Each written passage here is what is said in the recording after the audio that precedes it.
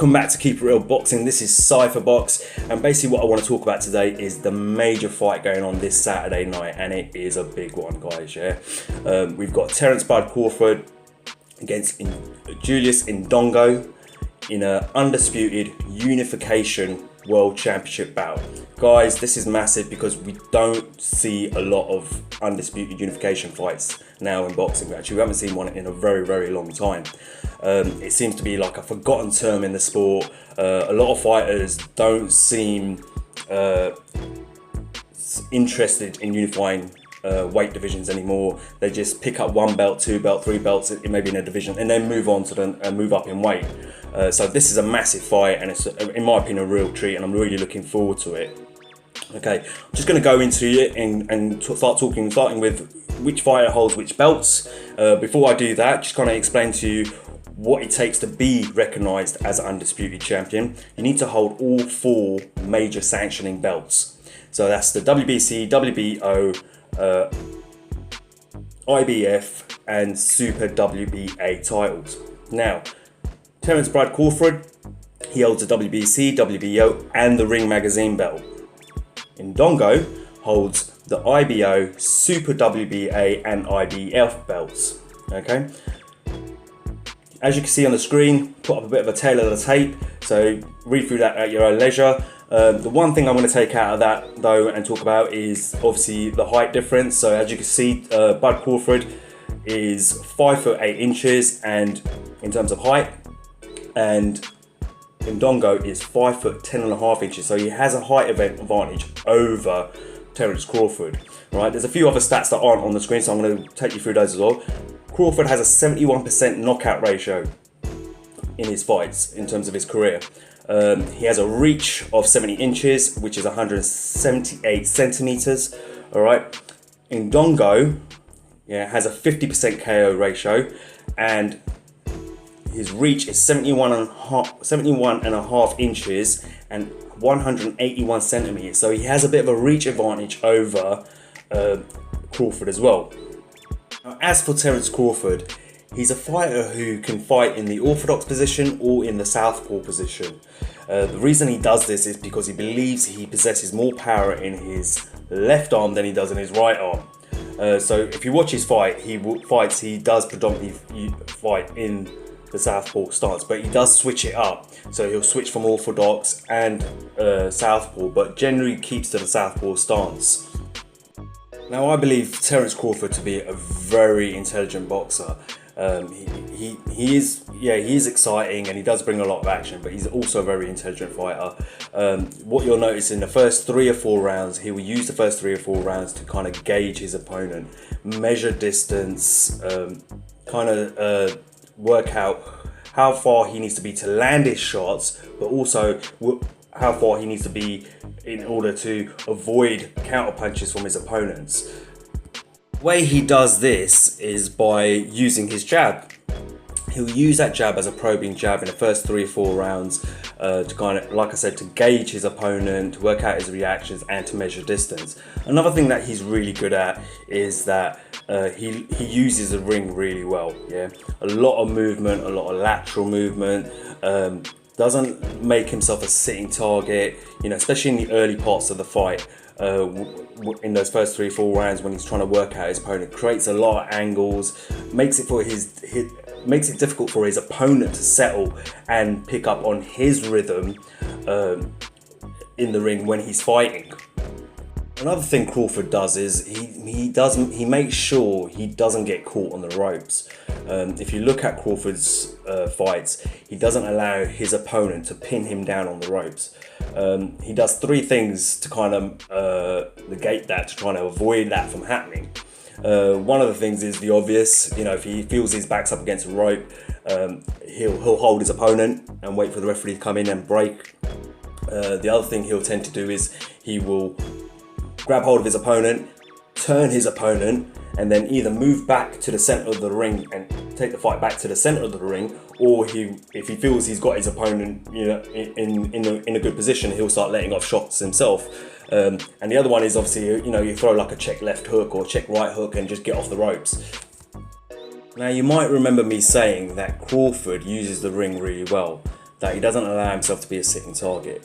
But there are occasions in the fight where he will stand and trade with his opponent.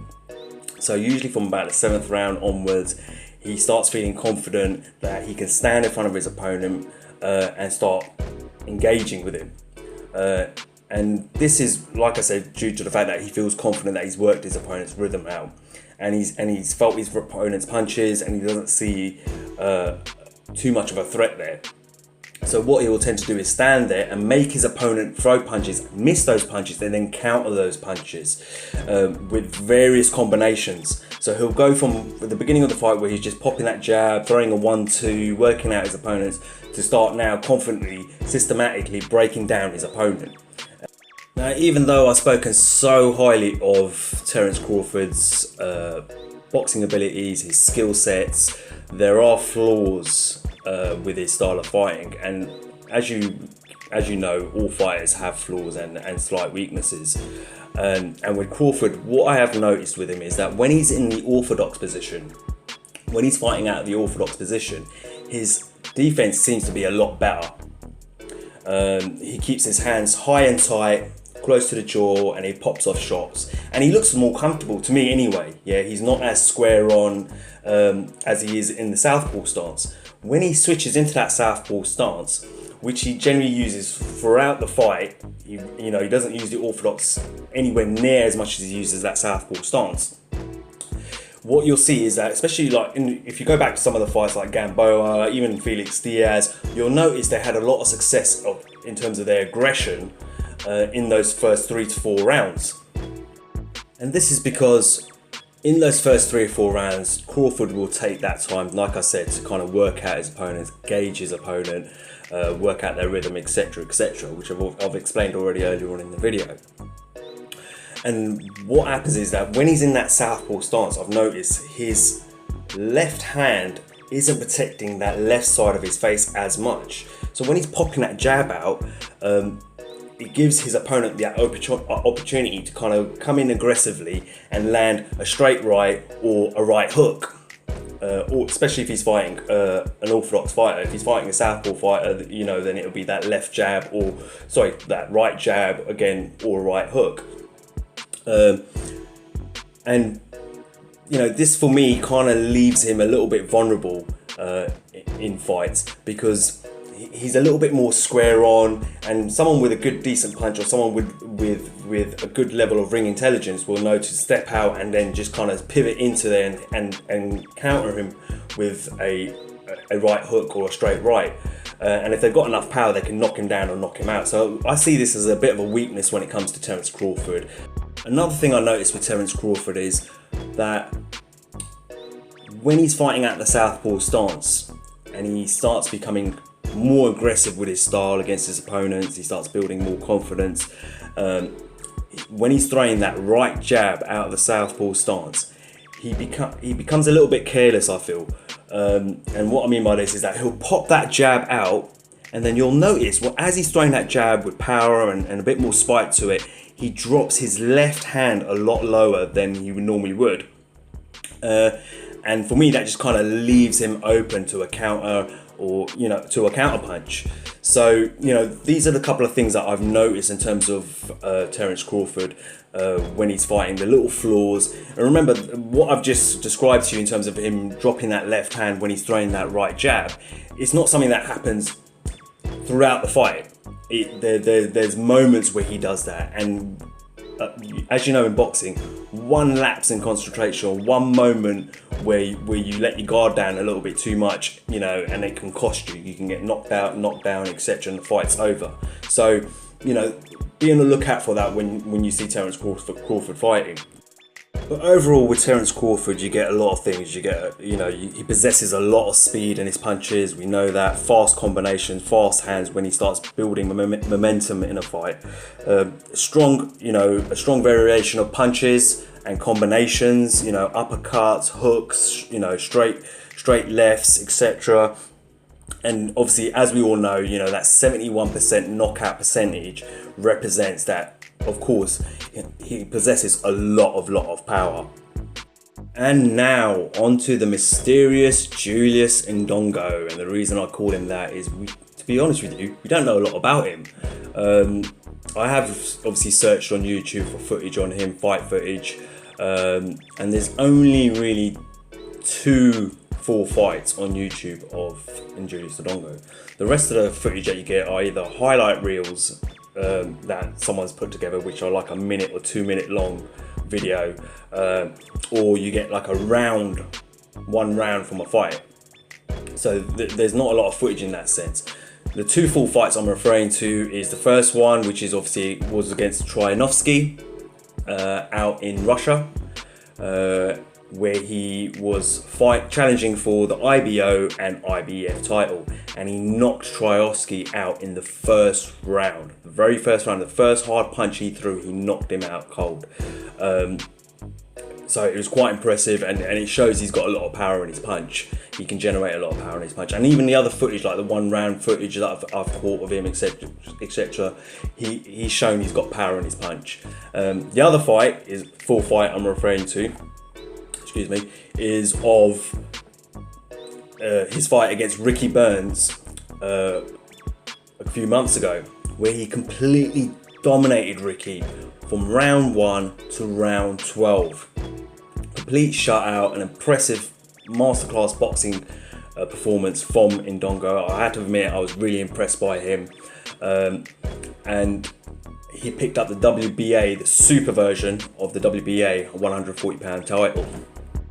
So let's take a look at Julius Indongo, and while I'm doing that, what I will try and do is compare him to Terence Crawford. And some of the things I've noticed about Julius Indongo straight away is that his movement. He has good movement, uses the ring really well. Another thing I've noticed about him, he's quite light on his feet. And what I mean by that is he's always on his toes, quite bouncy, moving, decent head movement as well. So he doesn't like to keep himself as a sitting target or as an easy target for his opponent. Another thing I've noticed about him is that obviously the obvious, he is very tall. He's a very tall fighter, a tall opponent for Terence Crawford. Not only that, he's very rangy with his punches as well. And the thing that's good about this is with him is that against Ricky Burns, we didn't really see a lot of inside fighting. And that's the bit that I wonder now, with the lack of footage that we have on Indongo, is whether he can fight on the inside. I think he's personally definitely one of these fighters who uses his height and his reach against his opponents. And because he has such a good reach and such a good height, he's able to get off his shots, but not have to worry about his opponents coming back with anything, because he's doing it from so far back, if that makes sense. And he can also use that range to keep his opponent at bay.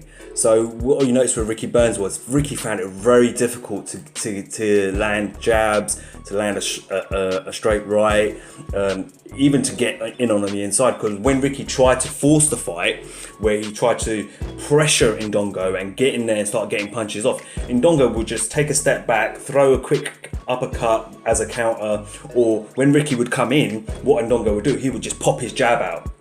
He'd pop that right jab out and catch Ricky nice and hard, and Ricky would just stop and think, all right, okay, now I've got to reset and try and go again. So he uses his range to control his opponent and control the pace of the fight, and make it very, very difficult for his opponents to impose their strategy and their tactics on him during the course of the fight. Another thing I've noticed about Indongo, he's not the fastest puncher I've ever seen. I'm not saying he doesn't have any speed, he does have speed. But if you compare it to Terence Crawford, I think Terence Crawford's a lot faster with his punches. He has a lot more speed to his punches, in my opinion. Another thing I've noticed too with Indongo, he uses his jab a lot. As you would expect with a fighter that tall, with that kind of range, he works off his jab a lot. It's all about the jab. He'll come forward, you know, he's not someone who goes backwards a lot. He generally moves forward into his opponent and he pops that jab. The only time he steps back is when his opponent tries to be aggressive. Like I said, Ricky did, he tried to be aggressive. He would take that step back and then hit with a counter or pop him with a jab just to put him off, just to break their rhythm and get him to reset and go again. And which is quite frustrating, because you start losing heart in the ring, because you start thinking like, oh my god, what do I got to do to beat this guy? So that's something he's really good at as well. He uses that jab. He uses that jab a lot more than Terence Crawford does. I could tell you, Terence Crawford, like I said, uses it as a rangefinder and as a probing tool to kind of work out his opponent's rhythms. Whereas Indongo uses it as a tool to set up punches, to set up combination, and everything comes off the jab. He works off that jab throughout the fight. If you go back and watch the fight against Ricky Burns, he uses that jab so well, really utilizes it, and everything he does comes off that jab. Now, just like with Terence Crawford, I picked up a flaw in Terence Crawford's fighting style. If you remember early on in the video, there is something about Julius Indongo as well. The one thing I've noticed about Julius Indongo, he has a tendency on occasions to overreach. And if you go back and watch the Ricky Burns fight, and you'll know what I'm on about. So basically what he does is, when he throws his 1-2, when he throws that right jab followed with the straight left, he overreaches and exposes his chin and leaves it out there for a counter punch. Now, unfortunately for Ricky Burns, I don't think Ricky Burns is a skilled enough opponent to be able to capitalize on that mistake or that flaw. But as you know, Terence Crawford is good enough to do that. You know, Terence Crawford's got the speed, the power, and the ring intelligence to take advantage of that flaw in Indongo's armor. You go back and watch the fight, you'll see it. He throws that straight right, and then he throws that right jab, and then follows it up with the straight left, and leaves his chin right out there. And sometimes he just does it with a jab. Sometimes he throws a jab and he leaves himself wide open. You know, so I think, you know, if he makes, you know, he's got to sort that out, because if he makes that kind of mistake against Terence Crawford, you know, Terence Crawford is gonna expose him and take advantage of that. You know, and you could potentially see Indongo getting knocked down or knocked out, or at least Terence Crawford he's got the opportunity to inflict some real punishment onto Julius Indongo. I've also spotted with Indongo that he leaves himself open when he's throwing this looping left hook of his. Saw it quite a few times against Ricky Burns. And what he tends to do is he'll throw this long looping left hook that comes around from the left. And what he does is he leaves himself open down the middle. Now, when you're up against someone like Terence Crawford, and remember, Ricky Burns is no Terence Crawford. Terence Crawford's got, you know, a higher skill set level than Ricky Burns, we know that. And Terence Crawford, with his power, his speed, and his movement, will be able to counter that. You know, so Julius Indongo needs to be really careful when he's throwing that looping left hook. Because you're just giving an opportunity to Terence Crawford to step in, inside, because he leaves his defences open, so Crawford could just step in and then let off his own shots. So he needs to be really careful, because again, if Crawford comes in with power, you know, you're going to be in trouble. Against Ricky Burns, when it came to Julius Indongo, one thing I didn't see him show was a variation in punches, or a variety of punches. So didn't see too many combinations, not the kind of combinations you're used to seeing with Terence Crawford. So there were 1-2s and 1-2-3s, and you know, the 1-2 and then an uppercut, or a jab and an uppercut, you know, but not to the level that you see with Terence Crawford. And I don't think he's as aggressive as Terence Crawford, to be honest with you. But that, it's kind of hard to gauge how much of a variation he has to a punch with Indongo, because like I said, there's limited footage, and against Ricky Burns, all he had to do was use that 1-2, that jab, followed up with a straight left, and that was pretty much enough to keep Ricky at bay, you know, with his range as well and his reach.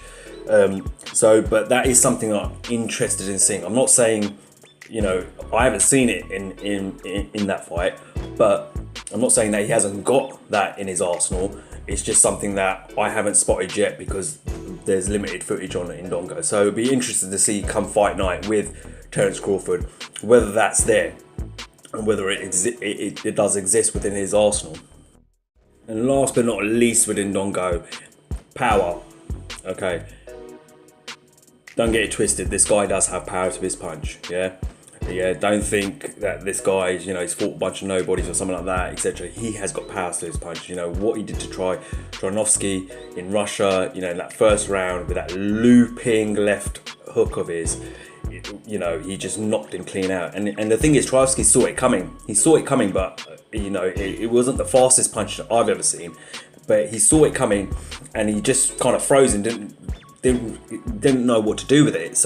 And it landed clean flush and just knocked him clean out. So in terms of power, I am not doubting that this guy has knockout power. So in terms of him and Crawford, they both got that power, that knockout power, in my opinion. So I've talked a lot about both fighters and their fighting styles. I've also picked out their flaws and how they can use those flaws to benefit themselves on fight night. The final question is, who am I going for? I'm going for Terence Crawford. I just think there's more variations to his style of boxing. He can box and outpoint his opponent if he needs to. He can fight on the inside. I think he's a lot faster in terms of his hand speed with Indongo, and I think he probably possesses more ring intelligence. He's able to adapt to what his opponents are doing in the ring, and then counter that, and then come back strong. Come on strong and really put it on his opponents and apply a lot of pressure, and then eventually getting a knockdown or knockout. I personally think this fight will end either in a late stoppage or Terence Crawford will win it on points. Of course, remember, we don't know enough about Indongo as well, so with the footage that we have available to us, it's hard to gauge what else he's got in the bag, so to speak. Has he got those variations punches? It's hard to gauge what is he like when he's put under pressure. If someone like with Crawford's style, when he puts pressure on Indongo, how is Indongo going to react to that? So like I said, it's really tough to kind of pick Indongo because we don't know enough about Indongo. But just remember, yeah, there's a reason why I call him the mysterious Julius Indongo, is because he's just come out of nowhere, this guy. Yeah, he could potentially be one of those hidden gems in boxing, that we're only starting to take notice of. So stranger things have happened in boxing. When you least expect it, someone comes along and changes the game. So Indongo could potentially be one of those people. You don't know. He could be one of those boxers. You just don't know. But I'm going to go with Terence Crawford. That's my pick for fight night. So leave me a comment. Let me know what you think. Who you're picking, Crawford or Indongo. Also, let me know what you thought of the video. It's the first time I'm doing one of these fight prediction videos, so a little bit of feedback would be nice. And until next time, this is Cypherbox reminding you to keep it real.